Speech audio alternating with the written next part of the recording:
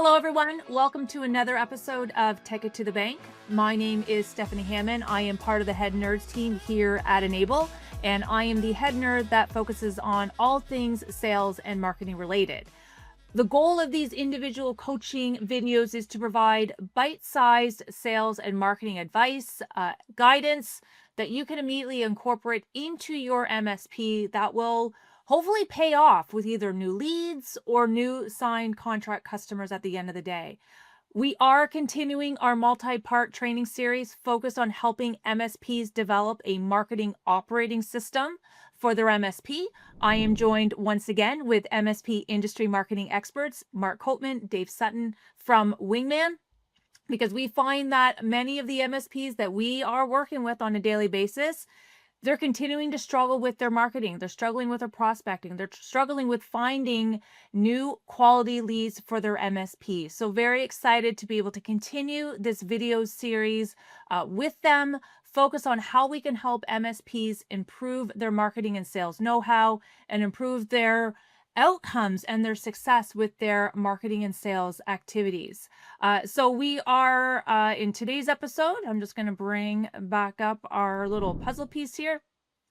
So in today's episode, we are continuing our deep dive into each of the 8 different jigsaw puzzle pieces that MSPs really need to focus on to help them gain real success, real traction when it comes to their marketing efforts. In today's episode, we are going to be speaking about the 5th jigsaw puzzle piece that contributes to MSP's marketing success. And that's, how do you build a following? How do you develop your own personal brand? How do you get that authority, build that credibility so that you can influence potential prospects to help them see that you are different from the other MSPs that are out there that they might be considering partnering with. So Dave, Mark, thank you once again. Let's talk about this concept of being followed. What does that mean for MSPs? So in our previous puzzle pieces, we've spoken a lot about building stories, understanding the audience, picking a lookalike audience and knowing their pains and opportunities and how you can help them. So this puzzle piece is focusing on taking those stories out and delivering them to the community from yourself as an individual, building a personal brand so people will begin to trust and follow you as an individual and see you as a subject matter expert, and therefore trust your business and your wider team because they like what you've got to say, the stories resonate with them, and they see you as an expert to go to for advice and hopefully in time solutions to their problems.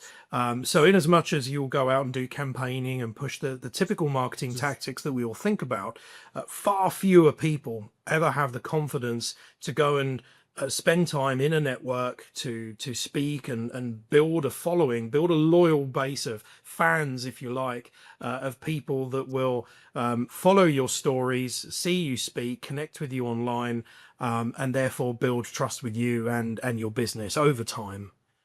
So why is it so important for MSPs to build a personal brand for themselves? How is that going to help them from a marketing perspective? I think for me, I don't think this is different in different industries necessarily. I think it is, it's actually common, but perhaps more so in this industry. People buy into you as an individual before they buy into the business. And in fact, I think they need to buy into both. And I think that's really important for people to let that sink in. And why is this? Well, in our industry, you are looking for somebody who's perhaps never come across your business and you before to hand over the keys to their most sensitive data, to be able to keep them online and safe. And it's just the ultimate trust. And so you can't do that with a faceless business. You have to do it knowing it's a gut feeling. This isn't about RFPs, and I mean, it is probably further down the line, but initially it's about you know what, I buy into you as an individual. It looks like you are a person with integrity. It looks like you're a person with expertise and history and maybe a bit of gray hair potentially, which says you've been around the block. I don't yet. I mean, Dave hasn't got any grey hair, and people buy into totally him. doesn't. But this is just helping me out, But yeah, I think it's essential, and I do think sometimes people forget that. They forget the consequences, or the gravity of what you're selling here. It's a big deal. It's not just we'll come and fix your fax machine when it's broken anymore. It's quite different to that. The world has very much moved on. So I think it's really important to recognize what it is you're really selling. It's not just an IT service, because we all know when this stuff goes wrong, the huge impact it can have. And my goodness, we've seen that here in the UK with some very, very big high street names over the last few months. So, and nobody is safe from this stuff. So for me, that's the key reason why this personal brand thing is so important, is that people are buying into you as an individual, first of all, as well as the business. And who is that person? I keep talking about this person. And for me, I think it's the person who is, or the people who are part of that sales process. It could well be the owner, and in many cases it will be. But in bigger MSPs, perhaps 15, 20 plus people, there will be other people, quite rightly, who are fronting up the business and are representing the business's brand. That for me means your personal brand has got to be absolutely on top of your game. So yeah, that's why I think this is so important. Perfect. And I know when we talk about personal branding, it really does mean you have to be seen kind of as that thought leader, right? You're putting yourself out there in terms of having a specific set of knowledge around a certain topic. So this is a question I've been holding off, waiting until we get to this segment. But talking about, how do MSPs become thought leaders in this industry? And we've kind of talked about, specialization, developing a niche. How important is that to becoming a thought leader? Do we need to specialize, or should MSPs need to specialize for that? All right, let me start, and I'm sure Dave will come in at the end. So the first thing I would recommend that anybody does, I've got a couple of books to wave around in this session, and it's behind me. I meant to pick it up before we started recording, but I won't be rude. A book I read, I think 9 years ago now, called Key Person of Influence by Daniel Priestley. Quite a famous Australian entrepreneur now, doing some great things. But it was the first book he read. I'm sorry, it probably wasn't. It was the first book he wrote. He's written a number. And it genuinely rocked my business world.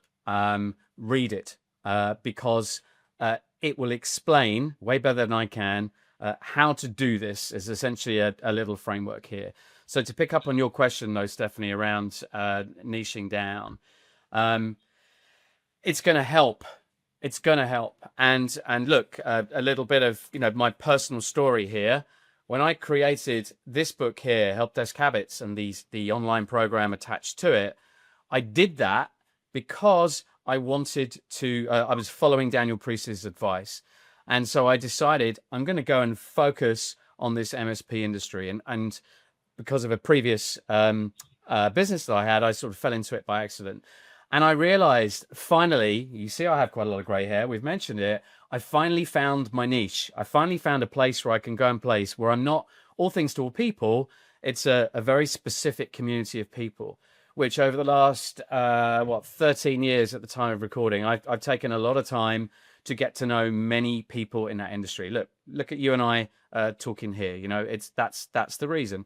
So having that focus will make your life easier. And the analogy I like to use is you can have a 60-watt light bulb, which will light up an entire room. Great.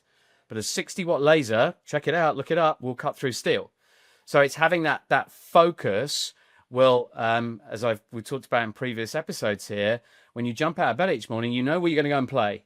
And you're not trying to be all things to all people. So I would truly recommend it. And whether that niche, and let's be clear here, it may well be in a market vertical, and that's great. But it could also be, as Dave touched upon in previous episodes here, it could be about a skill or a discipline that you become known in. And you might become known across a state or a region or a country as being a true expert in that particular space. And that's okay too. But pick something and focus on it, because if you don't, you will always struggle to get that cut through, because you're never going to be appearing and doing the same things in the same space. Yeah, I'll just add, I think there's that sort of fear factor of, if we narrow our focus, who do we then put off of doing business with us? Because, if you go all in and you do it properly, you say, for example, you want to do law firms, and the homepage on your website, you then tailor it with the appropriate imagery and messaging, and you laser focus on making that hyper relevant, that if I'm looking for an IT firm and I'm a law firm, or you've sent me a piece of marketing and I go on your website, the whole story sticks together. And that important why factor of, why am I going to trust you as an organization, is because clearly you get my business. Everything in your messaging, all of your marketing collateral, your proposals, your videos, your social media, all says the same thing, and pushes the same solutions to the same problems that any law firms may have. Now, of course, that does mean you may put off a manufacturer or a logistics firm that's down the road that stumbles upon your website. However, what I would say to that is, if they're referred to you, which many of MSPs, of course, have grown through referral, they're probably not going to pay that much attention to your website, because that referral from a friend, that trusted person, the follower piece applies here as well. They are following and trust a friend of theirs in business that's already a client or a contact of yours. So the rest of your marketing, they'll be somewhat numb to, because they've already been told to go and speak to you. They've already So they kind will of made a probably, decision. yeah. They're beyond needing to be bought in on the why. It's then a case of why not, and it's yours to lose. So don't worry then if you appear exclusive from a marketing perspective, because that's about winning the folks beyond your current network, beyond the referrals.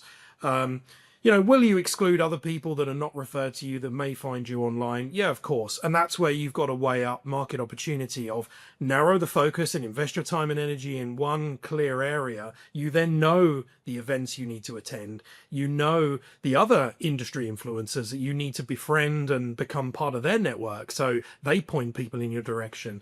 The vendors that are also selling into the same space, you know who they are and who to go and strike up relationships with.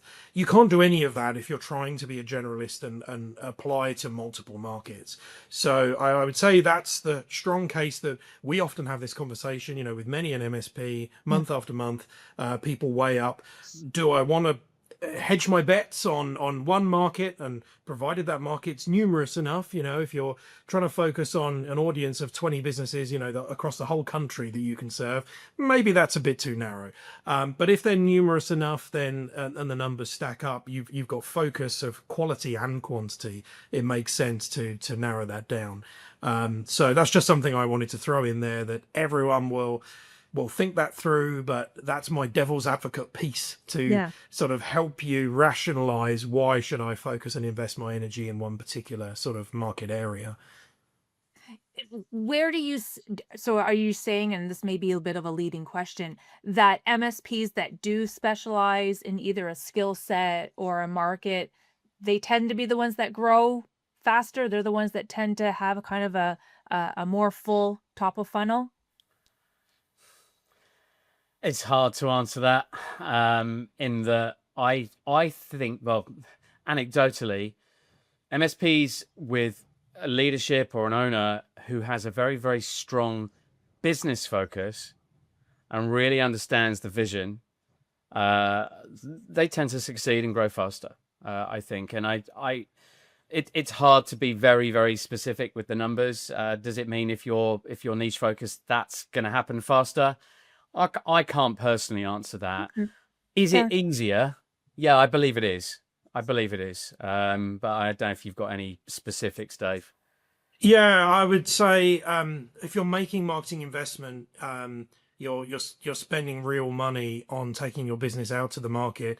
You will waste that money way more quickly without a focus, because you're trying to just scattergun everything everywhere. And that important why factor, when we think about a mature market base that are loyal to an incumbent, they don't have the reasons to question their incumbent, because things are okay or okay enough that there's no impetus for them to go and switch. You've got to give them that reason why. And often the reason why is, we understand your business more than the incumbent. Otherwise you're just waiting for disaster to happen, for them to have a cyber attack or lose a backup, or the client gets fed up with the sloppy response times maybe on tickets. But how many times does that need to happen to make a business go, right, that's it, we've had enough, we're going to switch MSP? Your message is far more aspirational, rather than waiting for a disaster to strike and being a negative sell of like, oh, you haven't done cyber yet, or you're just waiting until you become a victim. It's that fear sell component to get people to spend money. But it's far more aspirational if you can say to them, I can come in and 4x your productivity because I really understand CPAs. I know the holes in your software, the gaps in your workflow, the time that you're wasting with human resources doing manual tasks that we could automate and streamline with technology. Think how much more enjoyable is it to deliver that message to people. And therefore, in our experience, Mark sort of struggled to talk about sort of anecdotal data of what comes out of it, but we're starting to see recently as more MSPs are moving to this. Not everyone does, I would say two-thirds don't, for their own reasons, but more that move towards this. The real investment you're making in marketing, that 1% on an email campaign I mentioned in our previous episode, you can turn it to 3, 4, 5% by having hyper specificity on the market you're reaching out to. And the only way to do that is by picking an audience lookalike, whether it's industry or group of closely aligned industries, something that works for you, where you've got success stories. You will have bigger cut through and they will pay more attention to your message. Okay, perfect. So this whole episode is all about being followed. So what are some, and I'm going to call it maybe traditional ways that MSPs could focus on to help build a following? And then more importantly, in the digital world, how can they build up a following there? Thoughts? Yeah, so if we start with traditional, as you're suggesting, I don't even know what tradition is these days, but because I you guess could argue everything except online, everything outside of LinkedIn's the digital traditional, world. I guess. But look, what's the mix of things that you can do? And look, this is something I really do speak from the heart on, having sort of genuinely practiced this since reading that book, the Key Person of Influence book. The pennies really dropped for me, and I realized that if you do want to make a name for yourself and therefore bring business with you and hopefully attract business, then you have to go and invest the time and energy. And the first thing I would say is that sometimes you don't know where you're going to best place that energy, and some energy, by the nature of it, is going to be wasted. It just will be. But if you're open to becoming that person of influence within your particular sphere, and it can be a microsphere as well, and again, let's not repeat all that, but the more focused it is, I think the easier it is, and that's the thing to remember. So we've touched on some of these. Let me try and bring them all together. So I think knowing your industry associations is absolutely key, and all the big players within your industry, because those big players have all got lists of customers and partners, and they all have reasons they want to serve them and entertain them and educate them. So I think knowing who those players are and beginning to form, and it can't happen overnight, particularly if they're big corporate organizations, get to learn to know them. Take some people out to lunch, buy some people a drink, attend some events, leave your screen, I think is one of the first things I'll say. And for some people, that will be uncomfortable. And I completely understand that. I totally get it. I know for many people, the idea of walking into a room full of strangers is their worst nightmare. Completely get it. Understand it.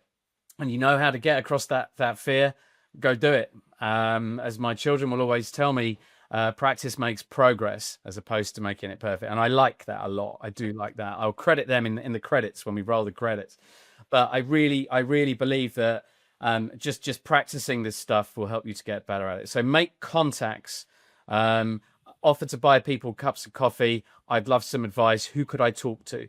And slowly but surely you start to build up that little address book. And then when you've got that sort of confidence and you feel like you've been participating a little bit in the industry, then that's the point. Again, we have touched on this in a previous episode, but where you start to get up on stage if you can, and just say a few words. Keep it short, keep it simple, but add some value. and take that trade show booth but just be present in that industry. And here's a very, very specific tactic I would give you. And look, some of the work that we do, and I love doing this, it's not for everybody, is actually advising and mentoring MSP owners on how to physically go and do this. And one of the pieces of advice I gave to someone very recently who were about to go and stand up and do a presentation at a particular event is just make sure it's value for those 5 minutes, 20 minutes, 30 minutes. There's no sell there. Just give away all your secrets. Add as much value as you can and educate. But at the very end, just have that very simple QR code up there with some kind of value add. That product for prospects that we like to call it, where people can snap that QR code. It will take you to the website. And it's like, oh, look, there's Steve. Yeah, he was a really good guy. And he's offering this thing. So now I'm going to engage with him because I really liked the sound of what he had to say on stage. So there we go. That's all you have to do, but multiple times over many months and probably many years as well. So that's kind of, if we can call that traditional. And then on the sort of the online play, look, LinkedIn clearly is the place to be. If you're up, down with the kids, the TikTok place is great, I'm sure. But be honest with yourself. Is it right? Is that where your target market is playing? Now, if it is, then hey, you're going to need to go and find a son or a daughter or a friend and get them to teach you how to use it. And then again, it's knowing where those people play. But I guess typically it would be on LinkedIn. And there's probably a whole episode around LinkedIn sort of etiquette and how to do it, Stefanie, I think. But the message I will leave you with on this answer is be normal. Just be normal. Just do normal things and put posts out about normal stuff, not fake stuff, not pretend stuff, not stuff because you think you might get some followers. Just your personality. Hey, did this thing the other day. It worked really well. Hey, our team did that the other day and it was awesome. And just be normal is my favorite piece of advice around social media. And in the same way, if you overhear some people in the pub having a chat and you kind of know them, you might just go, oh, I heard you say that thing. You should go and do that. That's the equivalent of commenting. Okay, yeah. So add some value. Don't just click the AI button that says, congratulations, Stefanie. Actually say, hey, Stefanie, what you did back then was absolutely brilliant, blah, blah, blah, blah, blah. Just take a second to put a little bit of extra effort in because it means you stand out from the crowd and people go, oh, who's this guy? Yeah. Here endeth the lesson.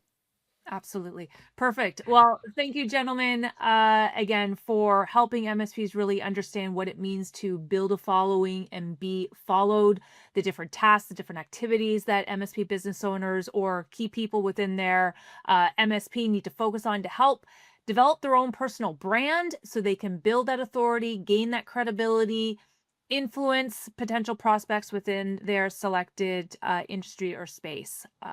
In our next episode, we're going to be moving on to discuss the 6th jigsaw puzzle piece that makes up an MSP's marketing operating system. And that is, what should your sales and proposal creation process look like so that you're able to successfully convert leads that you've generated into those signed closed deals in the end. I think of this as being kind of the Glengarry Ross mantra of marketing. MSP should always be converting. So that's what we're going to be talking about. Hope you can join us in our next installment of Building Your MSP's Marketing Operating System on Tech It to the Bank.